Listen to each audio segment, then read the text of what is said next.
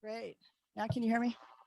Great. Good afternoon, fellow Rotarians and guests, and welcome to the October 26th meeting of the Rotary Club of West Jacksonville. Welcome also Zoomers. We're glad you're with us. Please mute yourself. Our invocation today is going to be given by Jim Schumacher, and then Vince Coyle is going to lead us in the Pledge of Allegiance. Good afternoon. Pray with me. Thank you, Father, for the gift of Rotary and each other. Bless this food as we nourish our bodies and our minds. May we be ever mindful of those in need.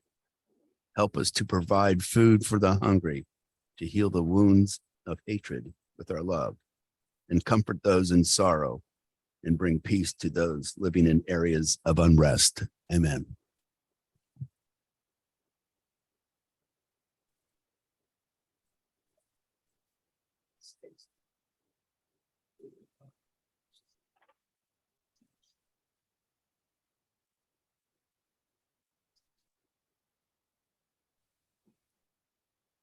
Great. Thank you both. Appreciate it. It's so good to see you all today. I missed you the week I was gone, so good to see you. Want to thank everybody that attended the air show out at the base last Friday. Hope you enjoyed it. I know I did. That's the first time I've ever been. And that was really cool to be up close and personal out there. That was pretty cool. So thank you all that attended. And a special thanks to Patty, who's back there at the back of the room, for making all those arrangements. So thank you, Patty, for getting that all arranged for us. Thank you, Patty. So we have a number of pop-ups today, and I think we'll start with Will Tesh, who was about to put a fork full of food in his mouth. Will?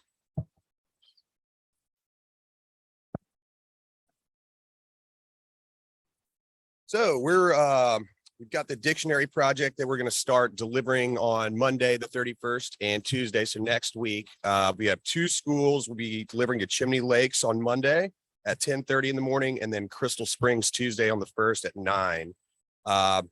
Still need a few more volunteers. We've got a few people that are going to help, and I appreciate everybody who has helped out so far. I know Dan and Joe Eberly have been really great. So see me or shoot me an email, and I'll try to get it sent out again today. So thank you. I think it should take about an hour. There's 8 classes. So Will's saying he thinks it'll take about an hour. You'll visit about 8 classes at each school. Okay, great. Thank you, Will. So excited that we're getting to do that again. We had always done it, then we had to shut it down during COVID. So I'm really glad that we're back at that. So thank you, Will. Ed Lombard, our football pool.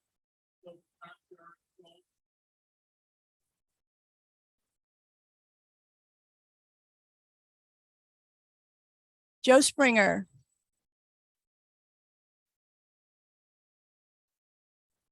Just wanted to give everyone a follow-up to our Paul Harris Fellow Matching Points program that we've got going. After we put that out to the people who had not gotten a single Paul Harris, there's still enough club points available that if you'd like to split the cost of what it takes to finish your Paul Harris, get in touch with me after the meeting today or contact me via email, and we'll take care of that. We're hoping to have the presentation done at next week's meeting, because we do have our Rotary Foundation person coming to talk with us, and it would just be appropriate at that time. Second note, I'm working on a Rotary history project, and I need a VCR. So if you got one sitting around your house, I just threw mine away. I mean, put a Goodwill about 3 or 4 weeks ago. If you've got one, I'd be interested in getting it from you. Thank you. Thank you, Joe. A couple of other notes. Patty has 3 tickets remaining to the Jaguars game, the November 6th game, that she needs to sell. These are benefiting the Rotary Foundation. The tickets are $60 a piece. And if you don't want to attend the game, you don't have to. You can donate them back to the for use for someone else, but $60 a piece. Please see Patty. She just has 3 left. That's for the November 6th Jaguar game. Also, another note, there will be a social on November the 9th at the Kingmaker Brewery from 5 to 7. And this will be all of the clubs, all the Rotary clubs in our area, area 6. We'll put it, I'll ask Kevin, I'll give Kevin the info and we'll put it in the Westward next week. We'll have flyers on the table next week, but just want to give you a heads up. That's November the 9th at the Kingmaker Brewery from 5 to 7. It'll be all the clubs in area 6. And please don't ask me to name those because I can't. So is it the truth? I can't name them. That's the truth. Great. I don't know that either. Sorry. Is it the truth? Does anybody know where the Kingmaker Brewery is?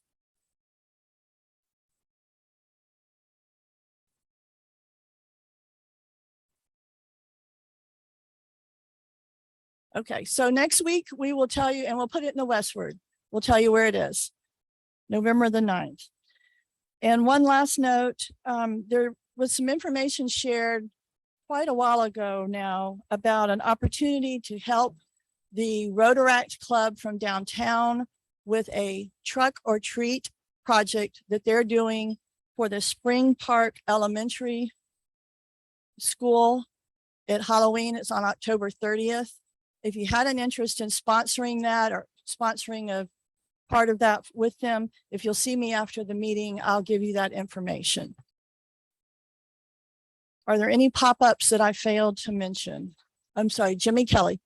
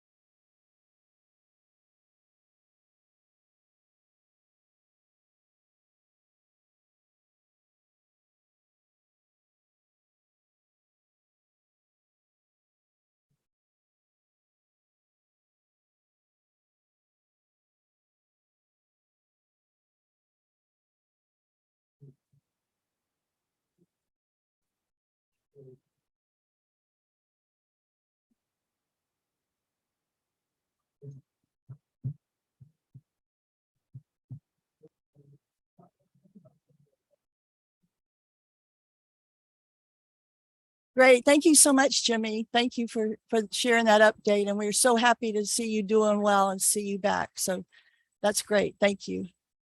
Any other pop-ups that I missed? Gigi?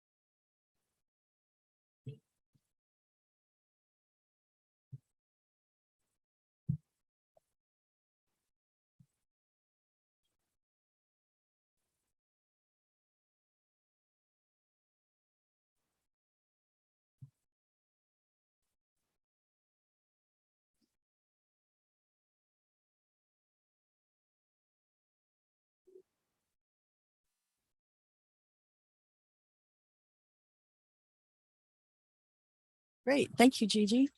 And just one other thing, I hope you've noticed the new chairs. Tim McQuana got new chairs that you're sitting in today. So hope you're enjoying those. You have noticed them, haven't you? I'm sure the men in the room noticed them, right? So anyway, with that, I'll ask Bob Hyde. Is Bob here? Yes, to come forward with our family of Rotary. Bob?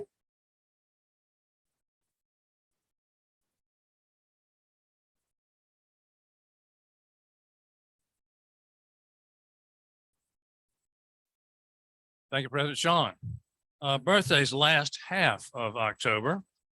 Past President Stan Cantor on 19th of October. Judge Susan Black on the 20th of October. Past President Ike Sherlock on the 22nd. Past President Dan Dodd on the 27th. Rodney Butler on the 28th. And bringing in the rear on Halloween, Jackie Culver on the 31st of October. Big hand for our birthdays. A couple of interesting items to report on. First, there is a very nice article about our own Lee Davis and her role at Norval Realty in Doug Milne's magazine, Riverside Avenue, which most of us get. I used to, but now I'm a South Sider, so I don't. But it's a really nice article. If you haven't looked at it yet, please take a look. It's a very nice look at our own Lee, and Lee, it's a well-deserved and a nice look at you. And so please don't miss this on Lee Davis. And then finally, it's so good to see a hale and hearty Jimmy Kelly here. And this is just to observe that we are in the vicinity of Jimmy and Cindy's 49th wedding anniversary. So Jimmy and Cindy.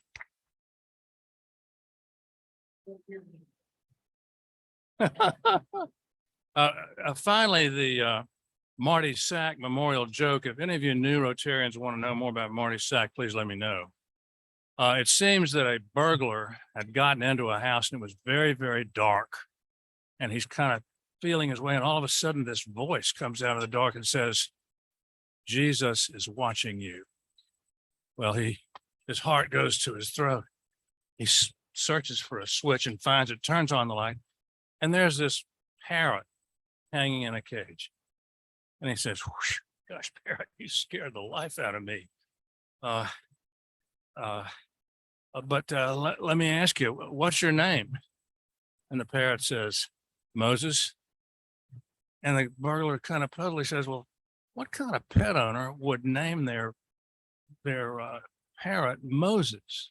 And the parrot says, the same kind that would name their Rottweiler Jesus. This concludes my report, President Sean.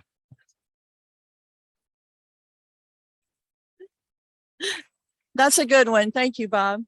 Okay, our Sergeant at Arms, Carter Rosenblum, is going to introduce our guests and visiting Rotarians, and one very special visiting Rotarian today, and give us some Rotary history. Carter?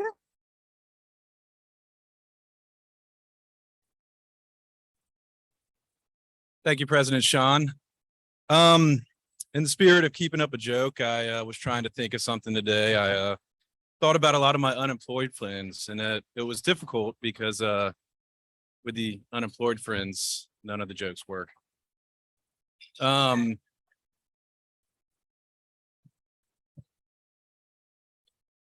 Yeah, I also was thinking about a joke about communism. I've been told jokes about communism aren't funny. That's not unless everybody gets it. So also keeping the theme, Rotary history, I have a little bit more of a tidbit sharing the history of Paul Harris and the formation of Rotary. And what I found interesting this week was, have you ever wondered why Rotary has a club roster with photos and a greeter? I'm guessing you probably haven't, but as NBC says, the more you know. When Paul Harris became the president of the Chicago Rotary Club in 1907, he had 3 goals in mind: to advance the growth of the Chicago Club, to expand Rotary to other cities, and to become more service-oriented in the community. Like all new ideas, Paul knew he had opposition that he was going to face and trying to instill these, but he was convinced he could make this happen no matter how difficult. Instead of going through all three of Paul's goals, I decided I'd just stick to the first one, which was advance the growth of the Chicago Club. Surprisingly, growing the membership at the Chicago Club was easy. A member of the club, Harry Ruggles, did business with a diverse amount of businessmen in the city. And he quickly grew within 1907, the club from 80 members to 200 members. So the harder part was pretty easy for them, but what they didn't think of when that was going on was, how do we bring in all these new members and keep the club with the same feel that we did in the past? It was, at the time, it was very easy for them to establish friendships, get to know each other on a business level, and everything that comes with that. But with the rapid growth, it was becoming difficult to do that. So one idea, it was created by Sylvester Schleal. I hope I'm pronouncing that right. He came up with a radical idea for the time. He argued that they should put photos in the roster so that everybody could identify each member by their name with their photo. This didn't go over too well at the time. In 1908, they had 206 members. Only 65 members decided to get a photo taken. But they repeated this year after year until it became common practice. The idea at the time was groundbreaking, and no other club, church, or organization had published a roster with their members' photos at that time. So it's something we still continue to this day, and I think it's pretty interesting to know where that came from. Another inspiration came from helping break the ice between new recruits was having someone welcome as they arrived at the hotel. Shyness and irrational emotion and otherwise outgoing men was affecting many of the novices. To counteract this trait, President Paul appointed Doc Neff as the official club greeter, asking him to display a big smile and extend a warm, friendly handshake, hoping to make all members feel wanted and appreciated. So with that, I would like to introduce our guest today. Lee Davis as a guest. So I am elated and very proud to introduce my son, Ryan Davis, who is going to be graduating from the University of North Florida in December with a Master of Accountancy, Tax Accounting. He made me make sure I said it correctly. And if anyone knows the feeling when your last one finally graduates from college, that's the feeling. And so he is actively looking for employment.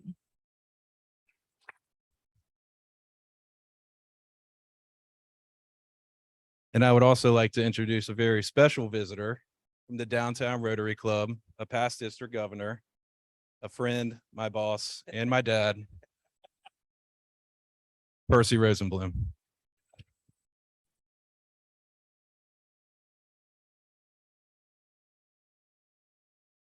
Now I'd like to invite Alberta Hips to present our speaker today.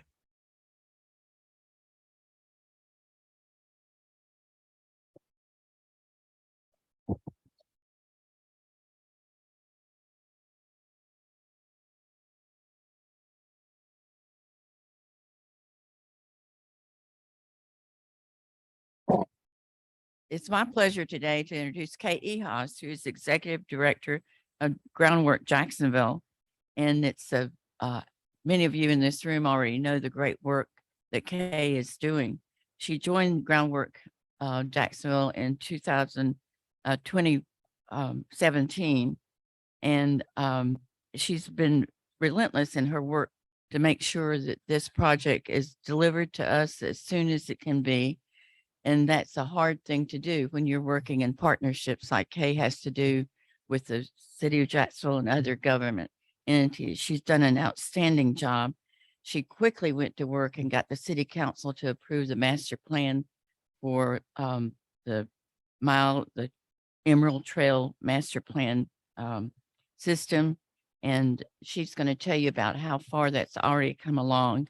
She's got 15 years of experience in local government. And most recently, she was the chief administrative officer for the Duval County property appraiser, Mr. Overington. And she also, while she was at Riverside Avondale Preservation Board as their president, implemented the RAM, the Riverside Arts Market. So you can see what an impressive background she has, and she's done a great job. Help me welcome Kay to the podium. Thank you.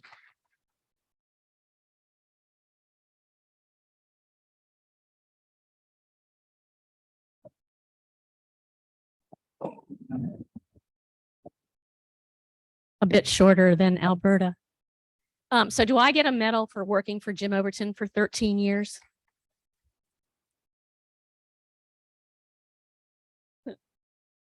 Are you gonna? Two medals? He's actually great to work for. I learned a lot from him. The ability to procrastinate. And the thing is, sometimes that actually works out for the best. Okay, so I've been here before, which I kind of forgot about, and I don't remember when it was. So hopefully, I mean, you might hear some stuff again if you were here before, but you also will hear some new stuff.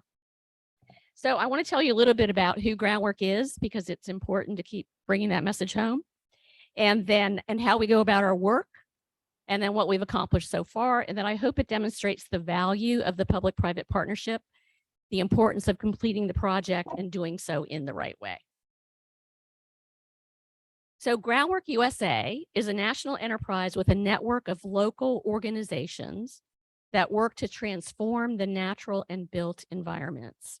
It was founded by the National Park Service and the Environmental Protection Agency in the 1990s, specifically to focus on urban parks and green spaces and cleaning up brownfields. You know, most of Jacksonville's urban core is a designated EPA brownfield. So think about that. The two federal agencies provide startup capacity building funds to new groundwork trusts. The 21 trusts within the network are local independent 501c3s. Each of the trusts was founded by a local government in partnership with local stakeholders, and we're the only trust in Florida.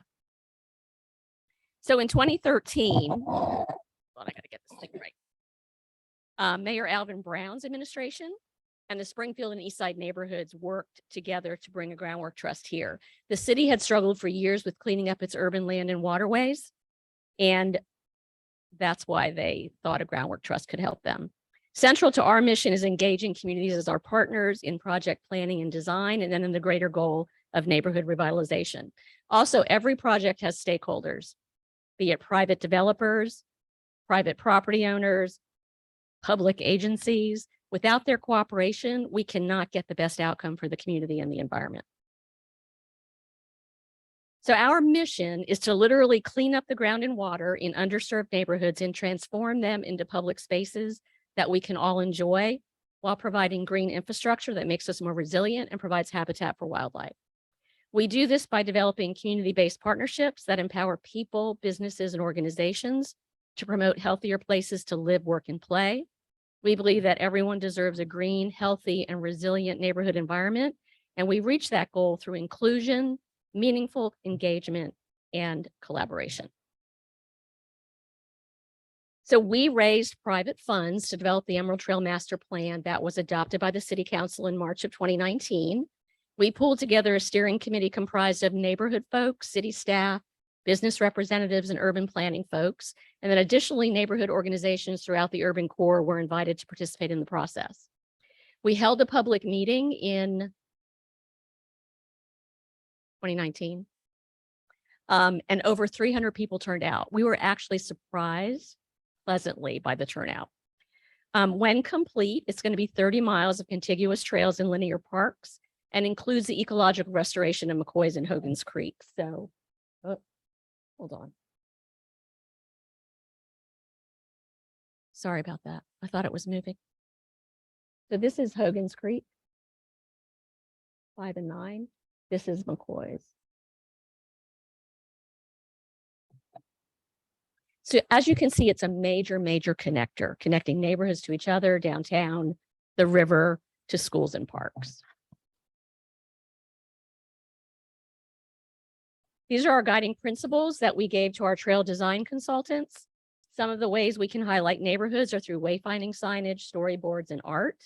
We want to identify the trail, the neighborhoods that trails connects to. So the first trail segment is going to be named the La Villa Link as it's going through that neighborhood. Our urban core neighborhoods have a really rich history, and we want the trail to celebrate it.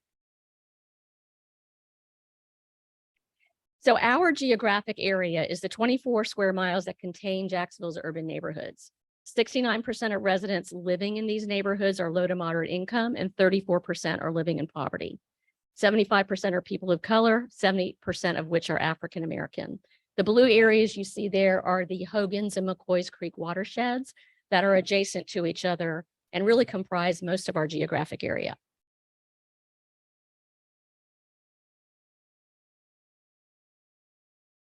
So the Emerald Trail is going through neighborhoods where residents haven't had a seat at the decision-making table historically, and there's a lot of distrust out there.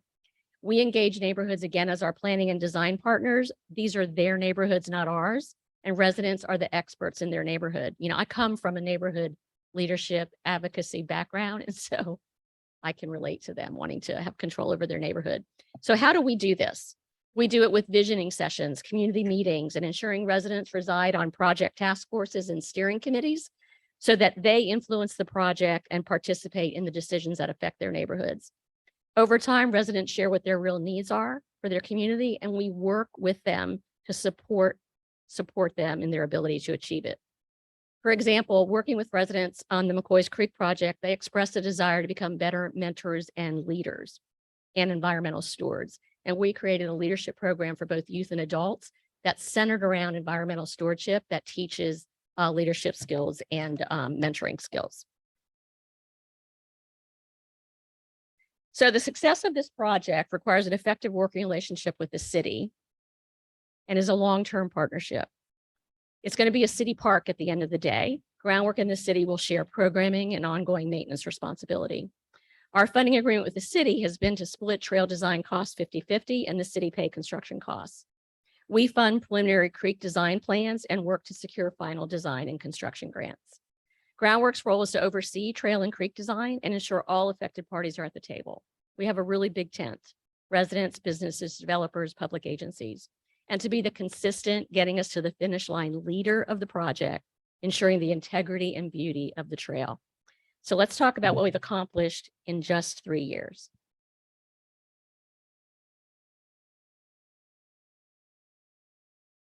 So McCoys Creek was Groundwork's first design project that we started in the summer of 2018.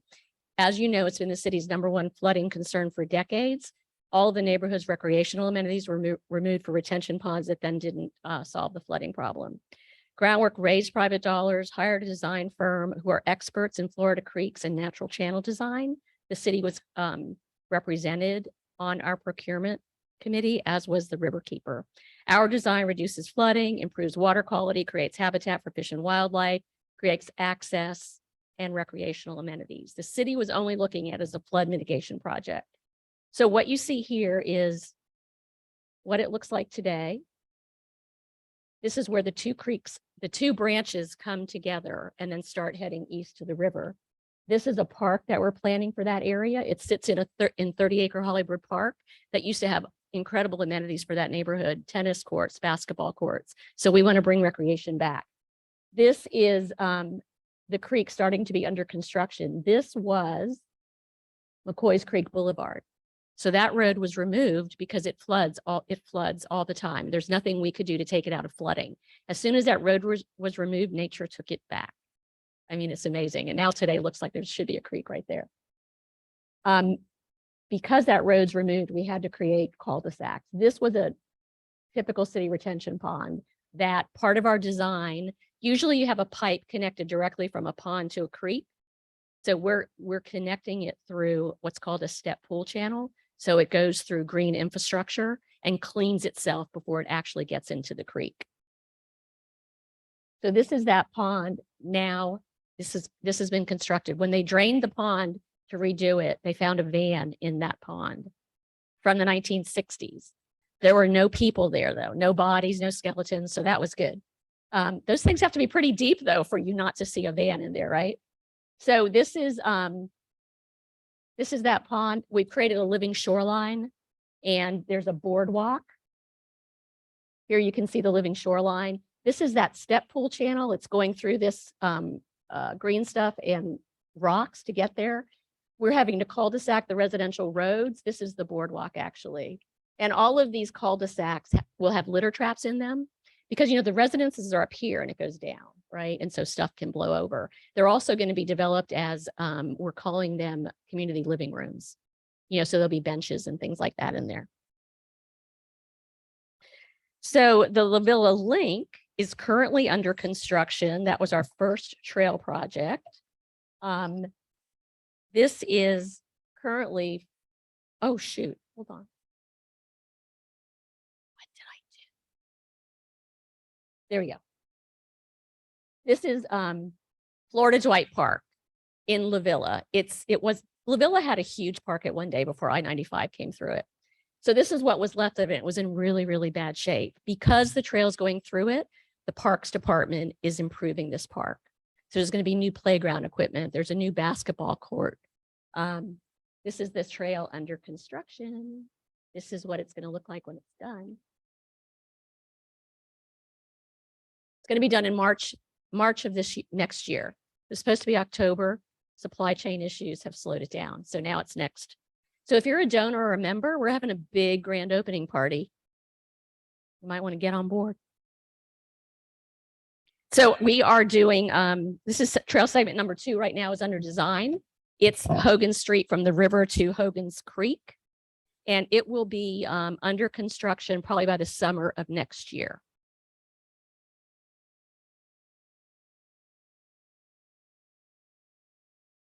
So we received a National Fish and Wildlife Foundation grant and private donations to do the 30% or conceptual design of Hogan's Creek. The city was not ready to do it. We asked them if we could, they said no. So we went out and got money. And then we went back and said, we have money, can we do it now? And so they agreed. So we have, this is what Springfield Park looks like today. I mean, it's just terrible, right? And this is what it will look like after. It's a much more complicated creek than McCoy's Creek because development is like, it butts right up to it. There's 26 road and bridge crossings. It's a really challenging creek. It goes underneath the Arlington Expressway. And we have to daylight the creek there because it reduces flooding 2.5 to 3 feet upstream. And so the FDOT is on board with that and has also kind of drawn up an alignment that we think will work. So it's the JEA Waterworks, you know, the creek goes right through their waterworks, which has a whole lot of utilities. We didn't want to touch it, but if we don't widen it, it doesn't reduce flooding upstream at all. So we're working with JEA to try to widen that creek to 60 feet. And that's, I mean, we're talking about lots of infrastructure, right, that we've got to deal with. We applied for 2 grants. We're looking for $5 million to take this design to 100%, which will be a 2.5-year design project.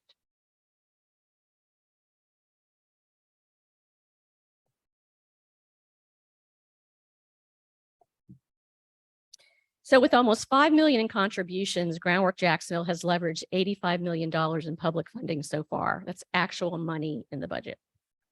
We now have federal partners supporting our work with direct funding and by sharing our story. These agencies are impressed with how we work with affected communities, and at their request, Groundwork Jacksonville has made numerous presentations to internal staff at federal agencies. The National Oceanic Atmospheric Agency has told Groundwork Jacksonville that we have directly influenced their new grant criteria. And NOAA leadership is currently discussing how they might directly fund Groundwork USA. The National Park Service spent 3 days with us last month to see and learn about our work, and they are now looking at ways to fund us. They're going to be giving us some money to do so what we're doing to help with maintenance is we're going to hire folks that live in the neighborhoods, train and certify them in high-level landscape maintenance and green infrastructure implementation. They will work for us. We'll have an agreement with the city that lays out who's responsible for what to maintain the trail. And we know the city certainly doesn't do the pretty stuff or the landscaping well. So we see that as our responsibility. So it's a way to both employ people and do what needs to be done for the trail. We are featured in the Southeast Region EPA's Equitable Development Brochure for our work with the McCoy's Creek neighborhoods. We've received a significant grant from the Florida Department of Economic Opportunity to create a watershed plan. So we're doing a watershed plan for both the Hogans and McCoy's Creek watersheds, working with 10 neighborhoods on the development of that plan. The FDEP secretary came to Jacksonville in June and asked specifically for us to give him a tour of our projects. And then we applied for our branches construction funds from the state's resiliency grant. So The city wasn't going to do the headwaters or the branches where that 30-acre Hollybrook Park is. So we took that on. The construction design is 100% complete. The trail design will be done this month. The city said, we'll kick in 25% if you get 75%, because they never thought we'd get 75%. I can tell you that. John Pappas, if you see him out there, he will agree with that statement. So the city has their money in this year's budget, and we applied for a state grant, which will cover 50%, and a NOAA grant, which will cover 25%. And we'll know if we receive those in December. And if so, then we're going to start construction of our project in the summer of next year.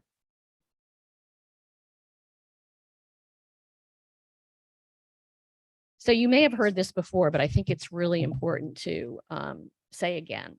The critical point is that Jacksonville now has an organization totally dedicated to the Emerald Trail project.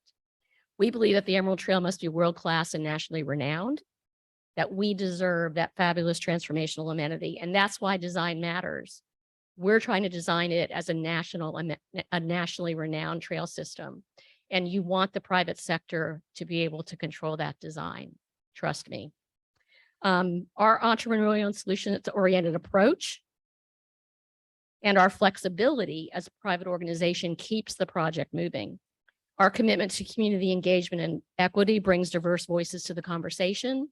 Transparency engenders trust with the community, our public partners, the media, and our funders.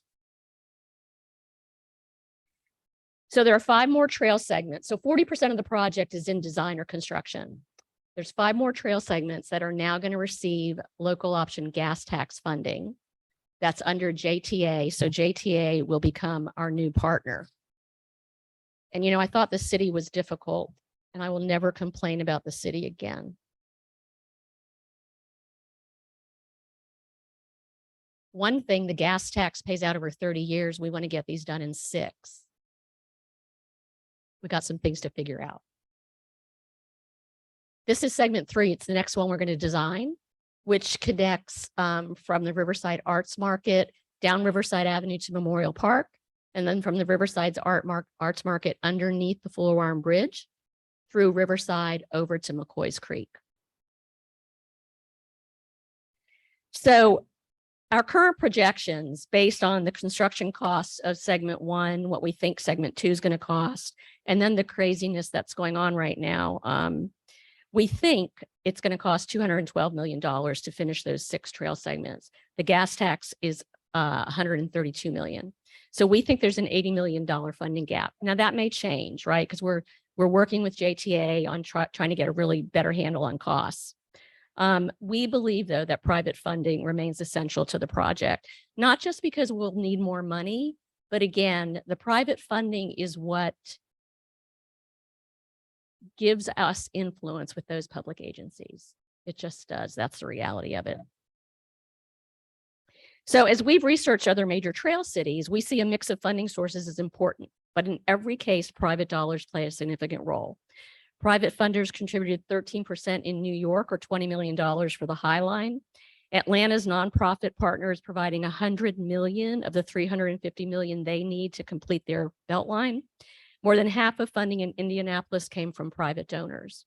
A lot of these cities have major private foundations that we don't have in Jacksonville. They also have a lot of major corporations that provide funding. So this is what we think the breakout will be. We're going to look for 14% of the funding from the private sector, 62% is gas tax, and then 24% federal grants. And if you think about the fact that public agencies will be kicking in almost 90% of the project, I think that's a pretty good deal. So we've talked about this before. The trail, there are some people, these are people telling me this, that they think this is the most transformational project that Jacksonville has done in the last 50 years. There's a lot of people that believe that out there. I mean, I hope it is, right? It improves property values by up to 6%. Every dollar spent on trails reduces medical costs by $3. We know it's going to bring economic development.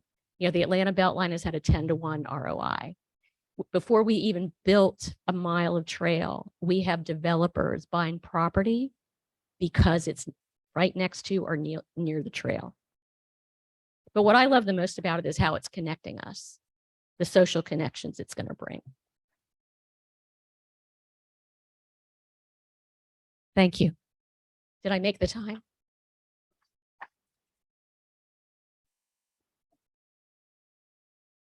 Thank you. Thank you, Kay, and everything you're doing to make Jacksonville a more beautiful place. I'd like to now open this up to questions for the people on Zoom.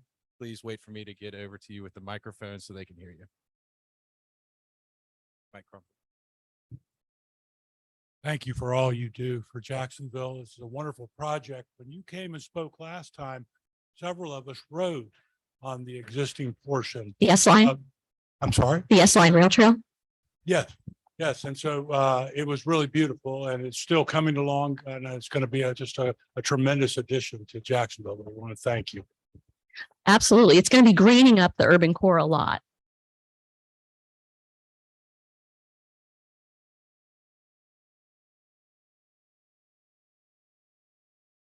Jim Overton has a question over here. Hey, are you able to tap into the tree fund? They've got about, I don't know, 70 million bucks in the hopper right now. Yes. Can you touch that? Yes. Yep. We are for the first one. If we take any trees down, we can't get tree fund money to mitigate for those trees. But yes, we are getting tree fund money.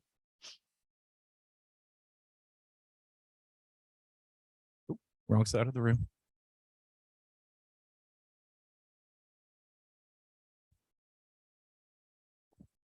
You talked about McCoy's Creek being the first part of the trail that you're working on. How has what you've done mitigated the flooding that they've had a problem with for many years?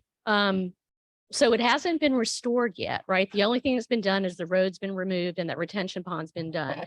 But because the road's been removed, there's no flooding anymore because it's now flooding where it's supposed to, right? So people aren't driving on that road. So now the news cameras can't go out there every time it rains because they got to find somewhere else to go. But it'll only get better as we do the restoration. And actually the first phase of the restoration between King Street and I-95 is going to be under construction any day now. And then the former Times Union site, right? Because it's buried under there. That project should be underway early next year in terms of the development agreement with the guy that bought that property. And the city, we're moving the creek in that case. We're moving it closer to the railroad and there'll be a park next to it. You mentioned that there were people in the neighborhood who are able to give you input when the trail comes through, say their backyard or close to their property. I'd be interested to know what kind of changes have occurred that would influence the professional designer's design, and what input have you gotten from these neighborhoods that has changed anything? So in the Emerald Trail master planning process, segment number 1 is because of the residents on that steering committee. We weren't going to do that. They wanted a direct connection to downtown. So we added that segment. So that's one example. Residents on McCoy's Creek were concerned about closing the road and that there would be traffic coming into their residential streets. So the city did a traffic study that they weren't going to do because of that. And we are keeping our task force in place. Again, residents are on that all the way through construction and after, so that we can make sure it's working like it's supposed to, and residents can continue to provide that feedback so that we can make adjustments if we have to with roads or something like that. Oh, and they're directly influencing the park design directly that we're going to be doing. We have a Zoom question. Yep. So one of our Zoom people, Meredith, asks, is the newly launched Blue Zones Health and Wellness Project supporting the efforts to help complete the trail? They are one of the organizations that thinks this is the most transformational project that could be happening. Yes, they will be supportive. We don't yet know how, but we have started meeting with them. Yes. We told them that that they could help us with policies that might need to be changed. Any other questions? I think we have one last question from Alberta Hips.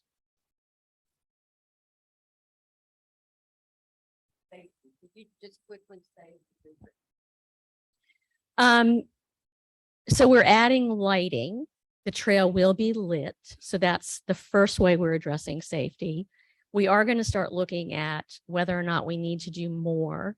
I was just in Miami on the Miami Underline, and they have hired private security folks that walk that trail. It's $400,000 a year they're paying for like 2 miles of trail. So, you know, we're talking expensive, but we are going to start working on that. The other thing that I'm not a technology whiz, but supposedly you can do this GIS grid over the trail and people can, you'll know exactly where they are if they need help. There you go. Do you know about that? Okay.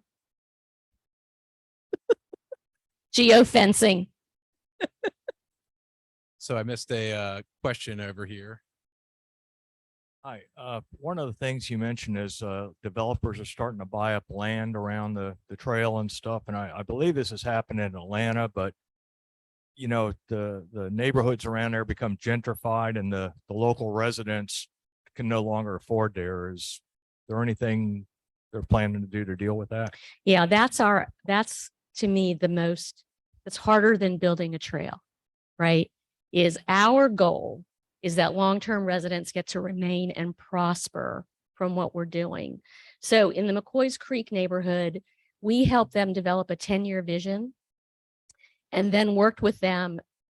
It's really important that the residents lead the work, that we're not doing it for them, right? Because you want to build them up and have them be able to lead their own communities. But we help them put together an implementation plan for that vision, what we call an equitable development plan. And they prioritized 4 elements in that plan: housing, environmental stewardship, history and culture, and economic opportunity, with housing being the real priority. And so we brought in Lisk Jacksonville to that neighborhood, who is implementing their family wealth creation stuff. So they're getting money for homeowners to pay back taxes. They're getting legal services to clear up title to their properties. We've started a home repair program, and we're about to get, I think, $200,000 for that. And then we've applied for a grant that would give us over $300,000 to put towards that, with cool roofs and green infrastructure. So our first goal is to do home repair for homeowners. But most of these neighborhoods, single family homes are rental properties. Like 60% in the North Riverside neighborhood are rental properties. And so that is the big challenge. And what you have to do is either acquire abandoned properties or acquire vacant land. And so we are, I just met with United Way, who got $20 million from Mackenzie Scott, and they're going to focus on affordable housing with that money. So they will become one of our partners in that effort. So I guess what I'm saying is that our strategy is to figure out the affordable housing and economic development strategy in those neighborhoods to get ahead of it before we get there. And we're starting to pull that partnership together.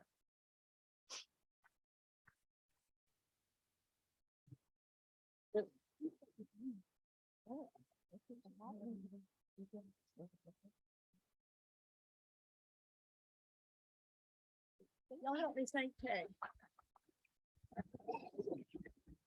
Thank you so much for being here, Kay, and thank you for your leadership on this important program. And I wanted to add to that, sorry for the noise, y'all. The Downtown Rotary Club, the Jacksonville Rotary Club, I think is the official name, is leading an effort to fund, develop, and brand a portion of the trail as a Rotary trail.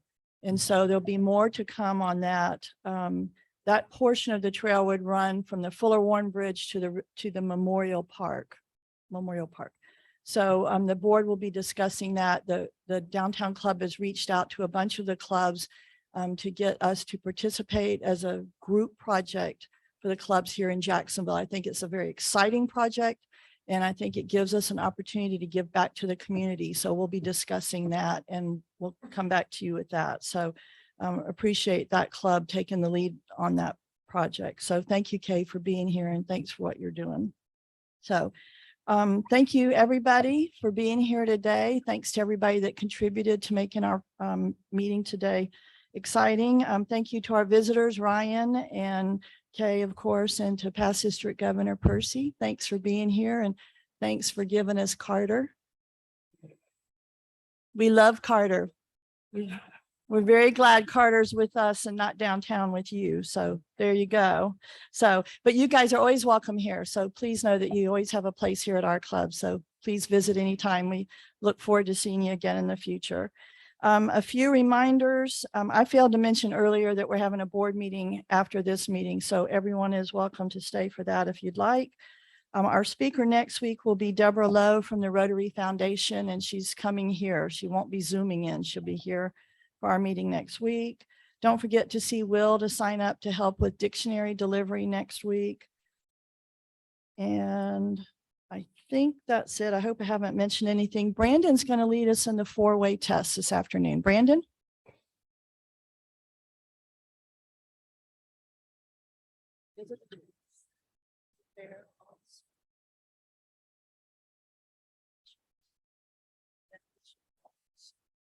Thank you, Brandon. So with that, I'm just going to leave you with our theme this year is Imagine Rotary. And when you see the project that Kay is leading, and you hear that the Rotary Club downtown is trying to lead a Rotary trail within that, it's not hard for me to imagine the impact, the positive impact that would have on our community, and the positive impact Rotary can have on our community. So I'm going to leave you with that this week. I hope you have a great week. It's Florida Georgia week, whichever team you pull for. I hope you're successful, but please be careful this weekend as you enjoy the Florida Georgia weekend. Y'all have a great week.